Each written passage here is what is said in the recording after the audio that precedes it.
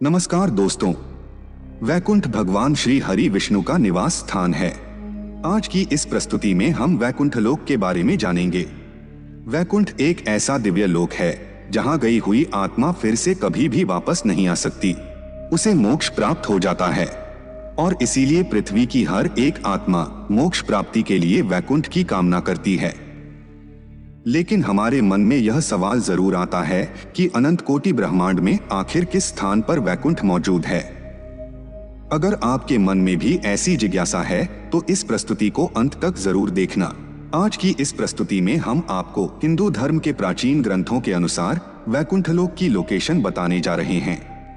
दोस्तों, भागवत पुराण और विष्णु पुराण में हमें वैकुंठ के बारे में जानकारी मिलती है। न तपदास्यते सूर्यो न शशांको न पावकः यद्गत्वा न निर्वतन्ते तद्धाम परमं मम।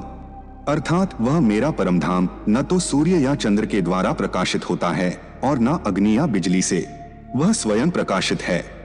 जो लोग वहां पहुंच जाते हैं वे इस भौतिक जगत में फिर से लौट कर नहीं आते हैं। वैकुंठ की राजधानी है साकेत नगरी। इस नगरी में 4 प्रवेश द्वार है और इस नगरी में अनेक रमणीय महल और रत्न जड़ित विमान है। यहाँ पर रहने वाले सभी नर नारी तरुण वय के हैं। यहाँ समय का कोई प्रभाव नहीं होता है। ऐसी साकेत नगरी के मध्य में भगवान श्री विष्णु अपने पार्षदगण कुमुद, कुमुदाक्ष, पुंडरीक, वामन, शुनकुन, सुमुख और माता लक्ष्मी के साथ निवास करते हैं। भागवत पुराण के अनुसार वैकुंठ का स्थान ध्रुव तारे की ओर बताया गया है और अगर यूनिवर्स में हम इसे खोजें तो यह स्थान उर्सा माइनर कॉन्स्टेलेशन में है, जिसे सप्तर्षि तारामंडल भी कहा जाता है। यह कॉन्स्टेलेशन में सूर्य से भी लाखों गुना तेज चांद सितारे मौजूद है। यह कॉन्स्टेलेशन उत्तर की ओर मौजूद है। ध्रुव तारे की पृथ्वी से दूरी 433 प्रकाश वर्ष है। अगर हम इसे किलोमीटर के हिसाब से देखें तो यह होता है 4 पद्मक 10 नील 40 खरब किलोमीटर, यानी कि 4 की पीछे 15 शून्य लगाना पड़ेगा। यह अंतर तो हुआ पृथ्वी और ध्रुव तारे के बीच का। ध्रुव लोक से ऊपर 1 करोड़ योजन यानी 12 करोड़ 29,53,800 किलोमीटर बाद महरलोक स्थित है। महरलोक से 24 करोड़ किलोमीटर के पश्चात आता है जनकलोक। जनकलोक से 8 करोड़ योजन पर है तपलोक, यानी कि 98 करोड़ किलोमीटर के बाद तपलोक स्थित है। तत्पश्चात आता है सत्यलोक। तपलोक और सत्यलोक की दूरी है 12 करोड़ योजन, यानी कि 1 अरब 47 करोड़ 54,47,589 किलोमीटर। सत्यलोक जहां पर ब्रह्मा जी विराजमान है।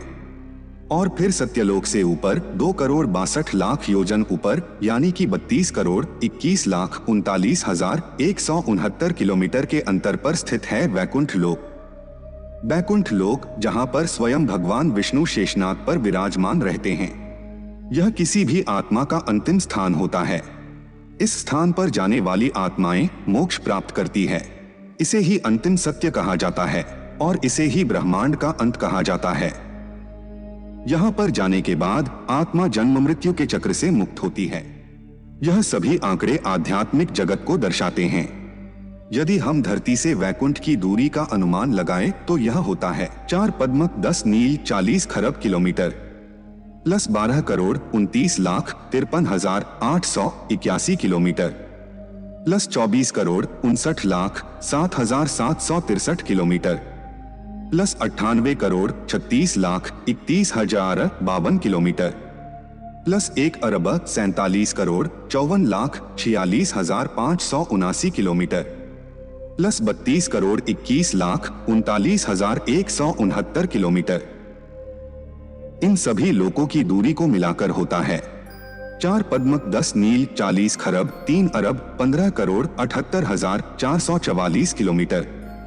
यानी आप देख सकते हैं कि कितना दूर है वैकुंठ।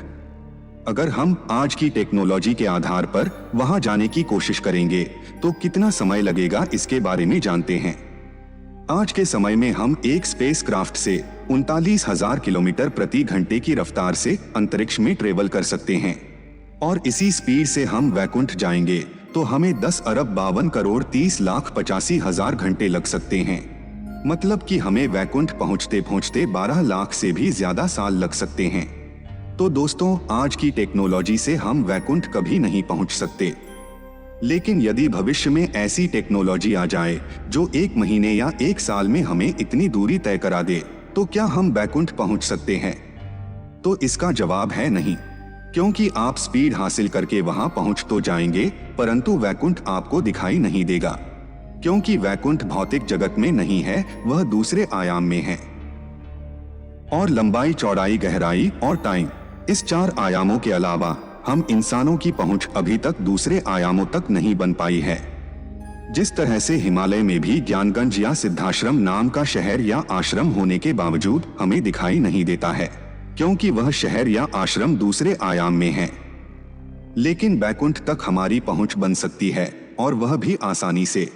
और इसके लिए आपको आध्यात्मिक जीवन अपनाना होगा, सत्कर्म करना होगा, और कलयुग में वैकुंठ प्राप्ति के लिए नाम जप, भक्ति और प्रभु भजन को सर्वश्रेष्ठ बताया गया है।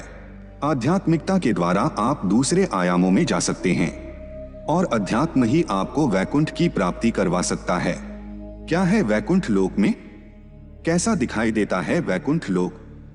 हमारे धार्मिक ग्रंथों में वैकुंठ का वर्णन किस प्रकार से किया गया है, इसके बारे में और अधिक जानकारी आप प्राप्त करना चाहते हैं तो वीडियो को लाइक और चैनल को सब्सक्राइब कीजिएगा। धन्यवाद।